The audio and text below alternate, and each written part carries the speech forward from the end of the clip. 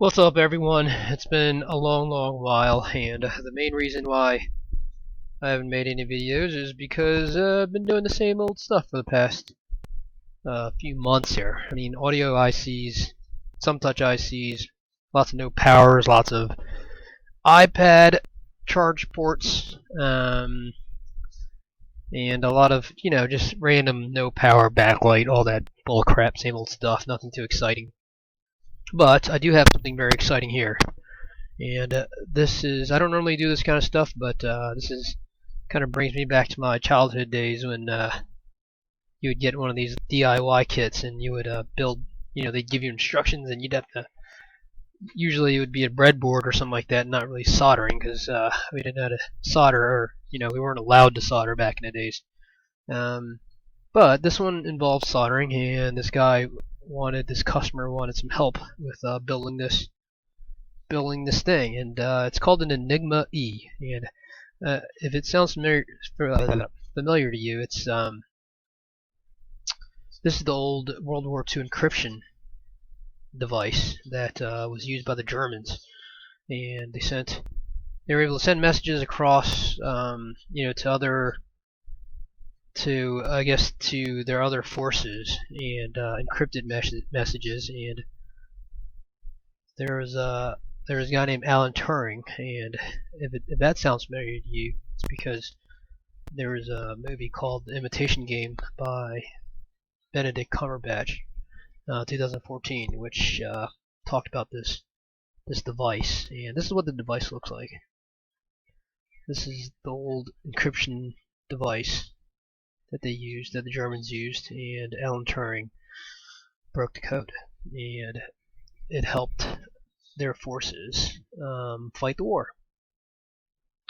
So this company called, I don't even know what they're called, Crypto Museum, I guess they built this DIY kit. It seems very detailed, actually. It looks kind of like this after it's done, and it simulates the old machine. So what's required here? Well, the guy sent me the kit. The customer sent me the kit, and it's, I don't know, maybe like 70, 80 pages of instruction. And they have this cool little sheet right here that tells you where to put all the components, and so you can see there's bags of components here, all over, tons of them. So we're gonna go ahead and build this machine and see how it goes, okay? And this is part of it, and this is the other part right here.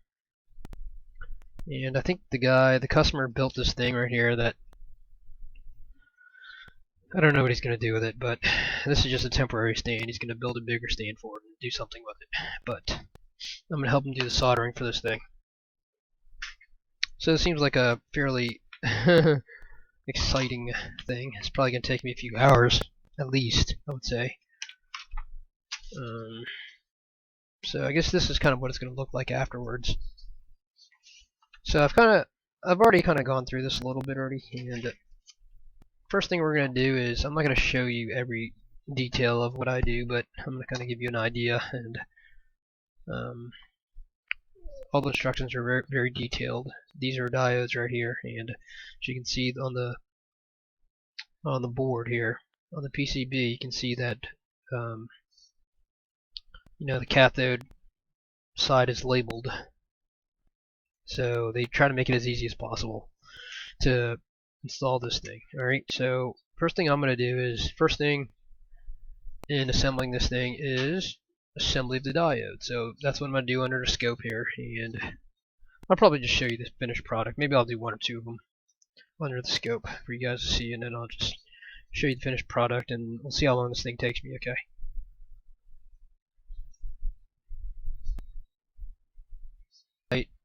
First thing I'm going to do is put in all these diodes. There's like 29 of these MFers. So I'm just going to take a bunch of them off and then just get to work here. Oh shit. Oh, I just bent some of them. Well, it said do not bend. The instruction manual. Although I think I have to bend it. So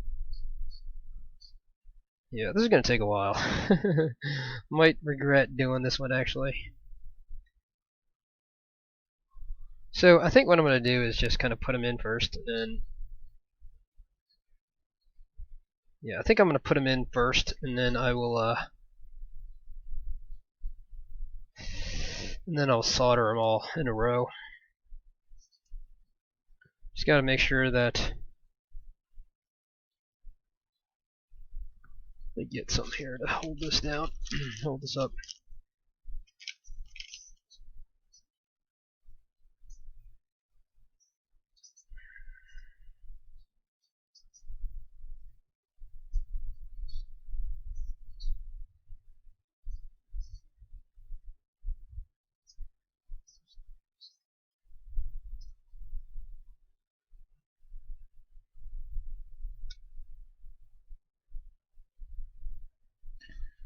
Definitely gonna take me a long time.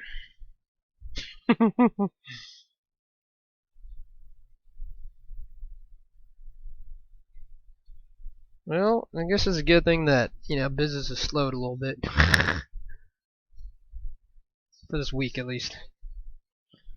Actually, I think it's probably been, I think if you ask any microsoldering cell phone repair guy, because we work with a lot of these guys, I think business has been slow since for November, I would say. So I don't know if that's true with everybody, but definitely, not sure. Somebody said it was related to stimulus. I'm not really sure. Maybe it's just seasonal. New iPhones are out or something like that, Who the hell knows? Anyways, I hope this guy doesn't expect this thing, all these diodes to line up and stuff. Because that's gonna be a pain. Don't really want to break one of these.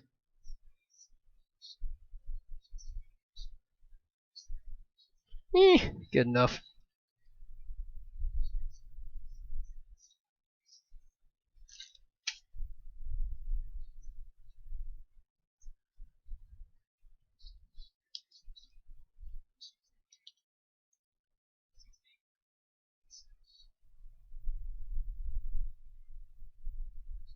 I'm having a hard time holding these in place to make sure that they're holding in place, actually.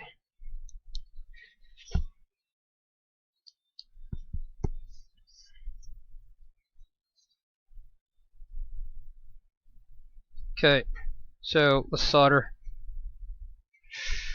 Holy moly, this is definitely going to take a while. Don't really know what I'm getting into, but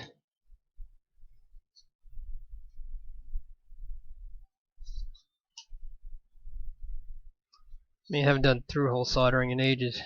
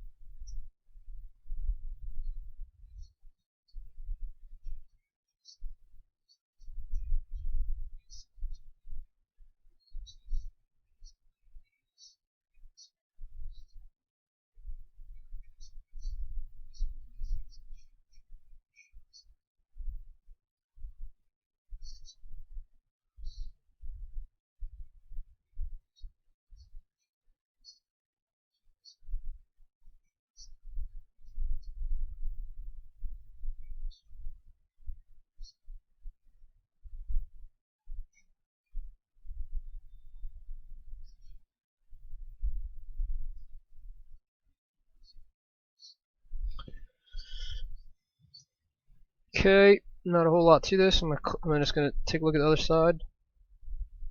Then I'll clip it.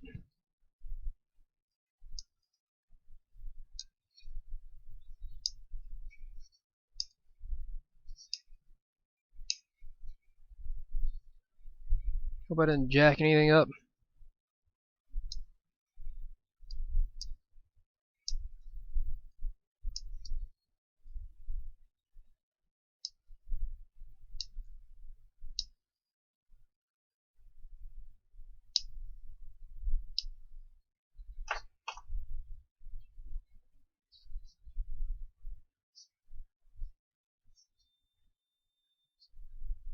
Alright, let's just take a look at this first row here and make sure we got it all right, okay? Not the prettiest, but I think that'll do. I think I'll just stop recording here, because otherwise you're going to see a lot of soldering here, lots and lots and lots of soldering. I may just clean all this later, but I'll optimize as we go. Okay. Alright, so this is what it looks like after it's done. As you can see, there's maybe like 27 diodes here. 8 on each row here, column, 2, 24, 26, 27, 28. Does that make sense? 26 of the, okay, sorry, 24 plus 2 is 26, plus 2 more, just 28. Why did it say there's only 27 of these in diode in the kit?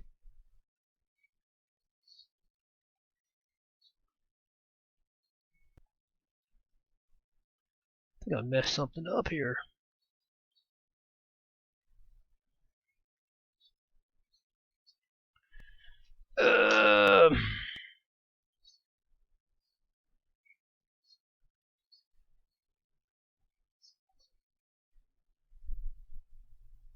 Alright, so I messed up. That one diode was to go here, not over here. So anyways, 26 on this side, 1 here, and there's 2 other diodes that go here, but they're not these that I just put on there. So I'm going to put those on right now. Alright, so I finished the diodes and the resistors. Now I'm doing the 4 of the ICs.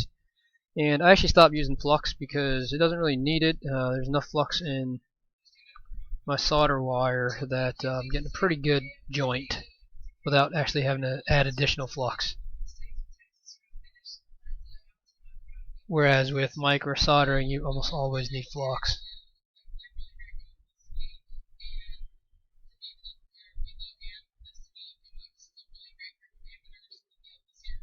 I mean, there's not much to them. It's really just time consuming to get all the pieces in order.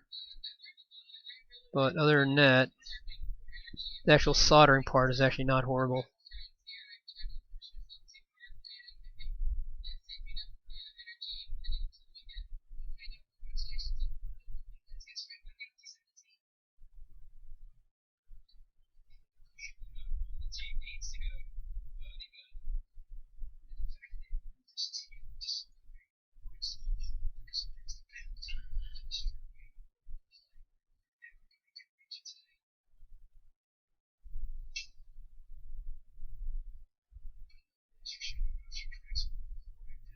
Oh no, there's one pin that's not even in.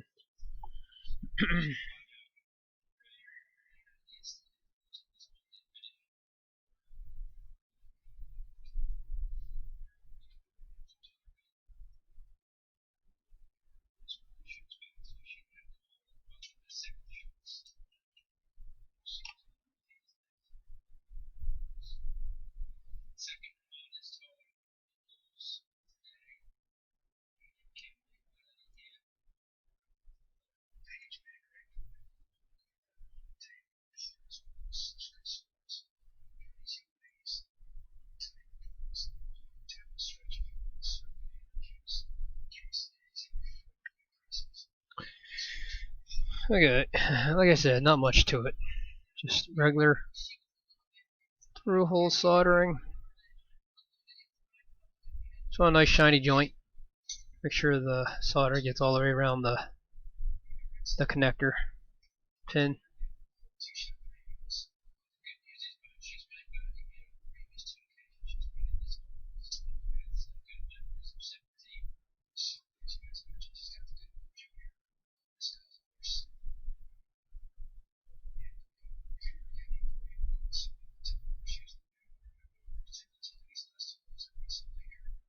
Okay, so that's all done, and I'll show you what it looks like. Alright, so I got all the Got all the diodes. I got these 4 ICs, which are HEF 4021, and then I have all of the resistors. There's a ton of resistors. Resistors, two other diodes, resistor. All right. So I'm just gonna complete the ICs now, and then just continue going. It's taking forever, but all right. I got all the ICs in. Let's make it a little more light up in here. 1, 2, 3, 4, 5, 6, 7, 8, 9, 10, 11, 12. 12 ICs in here. Oh man, it's definitely taking way longer than I was thinking. Anyways, I'm curious to see how this thing turns out. So, you know, it breaks up the monotony of doing iPhone repairs. So, anyways, I'll keep going here, and I'll show you the progress. But I'm not gonna show you everything I solder, since it's not that exciting. All right, just a little update. I don't know, probably another hour or two after the last update, but we have all the keys in right now. We have all the LEDs in. We have all the little capacitors. What else? This is like called a resistor pack, and some more capacitors, more resistor packs. That's it. I think this is a microprocessor holder, and that's it. All right, I will. I mean, nothing too exciting so far. I mean, really just the hardest part is really getting all these components through the holes, and the soldering part is fairly easy. You know, if you wanna mitigate the static electricity, then you can wear some of these gloves. What is it? The nitrate gloves, the latex gloves. Just wear those, and you'll be fine. Which is what I'm actually gonna do right now. So, anyways, I'll update you shortly. Thanks. Alright, so I'm finally done with this. I want to say dumb thing, but it's actually it just took forever. I haven't tested it yet, so I don't know if it works. But everything looks like it's fine. Put all the let's see. I put all the transistors in. I mean, those are fairly easy because there's a flat side. See, diodes. The long end goes on the square side of the connector. See, all the switches were pretty easy. There's a notch on them.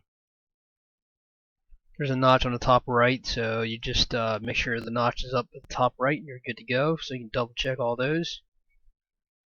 This one looks like it's a little bit off, so I'm probably just going to heat this and push it down a little bit. And then these little nubs right here, these are for some sort of jumper cable. I'm not exactly sure how it works yet, but I'm going to fire it up and see how it goes. Let's see. So the last thing to do is, let's see, run 7 jumper wires from here to here.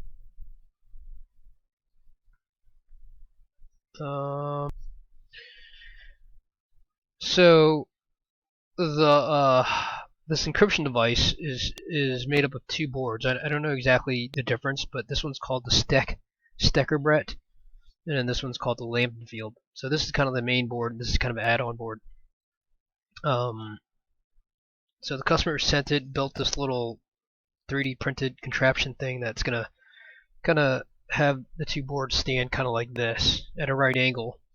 And so, anyways, I'm gonna go ahead and solder all these 7 connections right here to combine these 2 boards. And then there's also this input power supply connector right here, which you just solder these 2 wires and connect it to the top left here. And then there's also a battery connector which goes here, and then this switch, I think it's got to be right here somewhere. So I don't know where he's gonna mount these, but I'm gonna probably just solder these things on for him. And then the last thing are these jumper connectors right here. So I don't have a wire stripper with me, but I'm gonna bring it in tomorrow, strip some wires for him, and run these little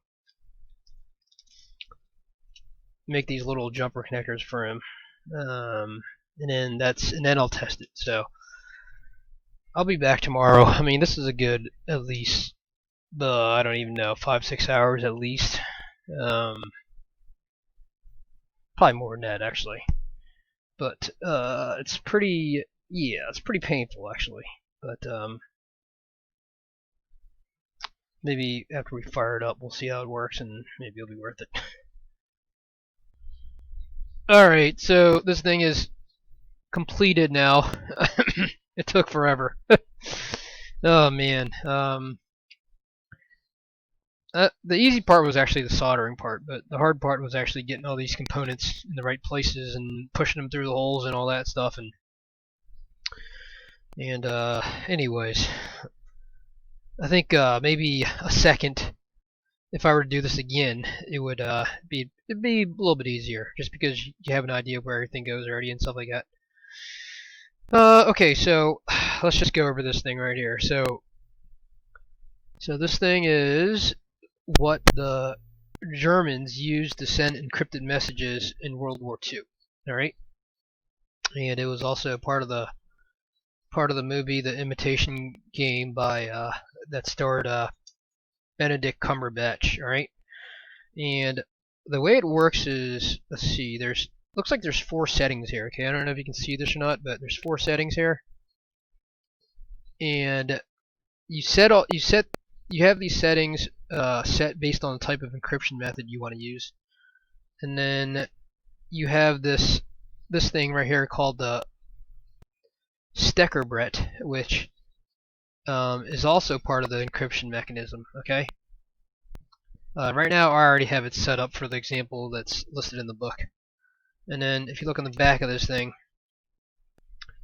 I mean, there's really not much to it. There's an on-off switch here. There's a battery connector, and then there's input power supply, which takes DC, probably 12 volt, or I guess, I don't know, 12 volts, 9 volts. I'm not exactly sure. Anyways, so okay, so I'm gonna power this puppy on right now and kind of go through a little bit of how it works. So I'm just gonna pop the battery in. Can't really see it. See if you guys can see this. Okay. All right, pop the battery in. Let's see. Turn on the switch. I should probably check the AC adapter too, but all right. So this thing kind of goes through a setup process as Enigma E. It scrolls pretty quickly, so you really have to goes from right to left. So it's kind of going through all the checks and stuff like that.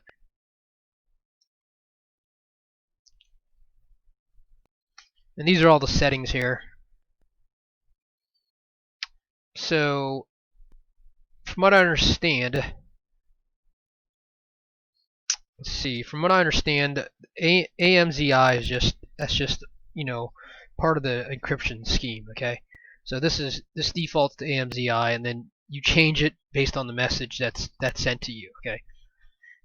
So let's go through how this thing works. Let's see. So if I push this, it'll put me into the see, it says Modelli, which is mode, and M4 is, what is M4? M4 is, I guess that is considered the Enigma, and the only 2 options for this is M3, M4. Okay, and then we go to the next one, Waltzen log C215. So again, there's not too many options here. Oh, I guess there are. Okay.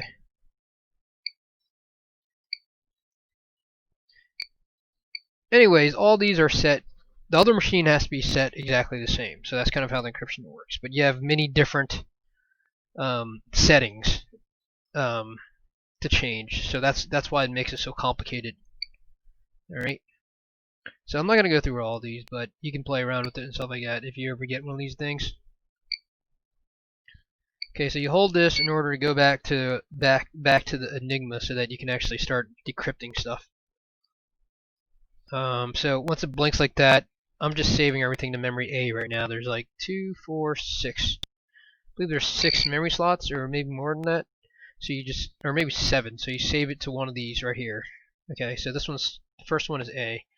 So that's what it's set to right now. Okay, so based on this, see, based on this sample right here. Okay, so they have a sample here that they do. I don't know if you can see that or not. So I have all the settings set already, and you see the sticker brat right here. There's a bunch of letter pairs right here. So you basically just kind of run. Oh, that's my crotch. You just run jumpers based on the letter pairs, okay, that you have set here. And then, so this is the encrypted message here that I'm gonna decrypt real quick. So the first two 4-letter pair groups is what you're gonna set your encryption scheme to, okay, or the code to. So I've already done it already. So basically, you would type in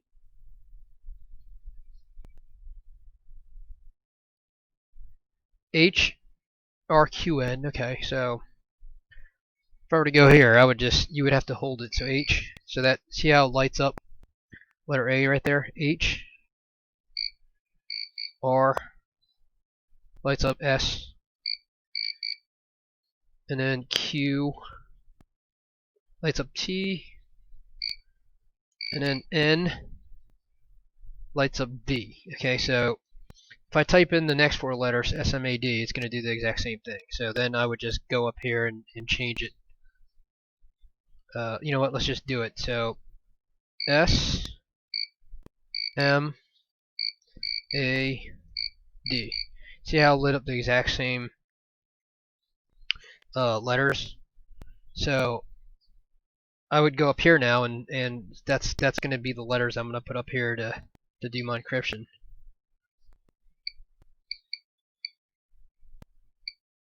Yes. T. V.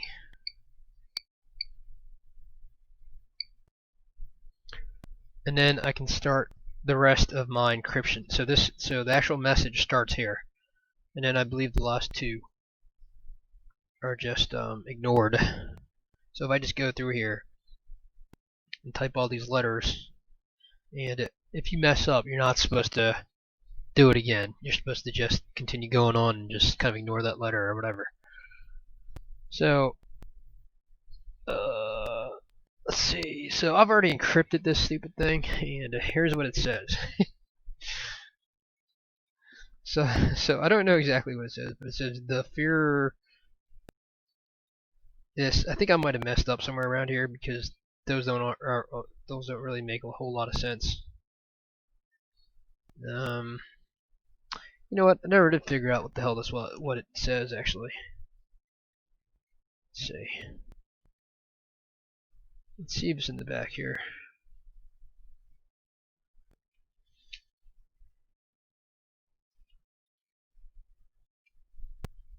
Oh.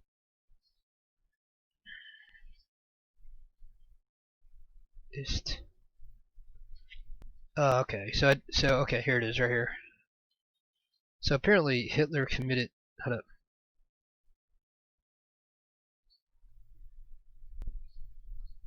I don't know if you can see this, but it says Hitler commits suicide. The Führer ist tot. Der Kampf geht weiter. Act like I know how to speak German.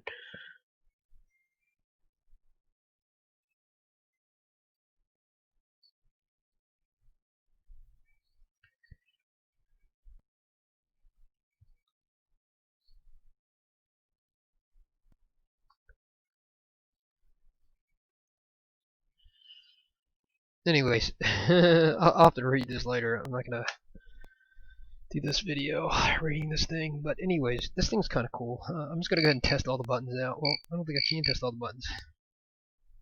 I'm just gonna push all the buttons just to make sure everything lights up another button.